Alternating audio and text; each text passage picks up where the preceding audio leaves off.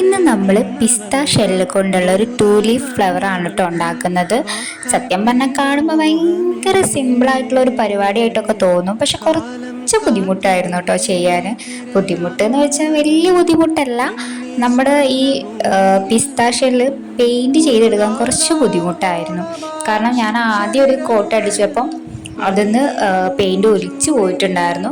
പിന്നെ അത് ഉണങ്ങി പിന്നെ ഒരു കോട്ടൊക്കെ അടിച്ച് അങ്ങനെ ഒരുപാട് ടൈം എടുത്ത കാര്യം കേട്ടോ ഞാൻ ഉദ്ദേശിച്ചത്. അപ്പോൾ ചെയ്തു വന്നപ്പോൾ നമ്മുടെ ഫൈനൽ ലുക്ക് നല്ല അടിപൊളിയായിട്ട് വന്നിട്ടുണ്ടായിരുന്നു കേട്ടോ. പേഴ്സണലി എനിക്ക് ഒരുപാട് ഇഷ്ടമായി. നിങ്ങൾക്ക് ഇഷ്ടപ്പെട്ട കമൻറ്റ് ചെയ്യാൻ മറക്കരുത്.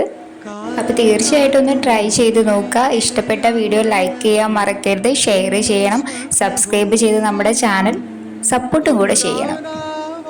ദൂരെ നിന്നവൻ ഞാൻ, ദൂതായി വന്നവൾ നീ, വാക്കായി പെയ്ത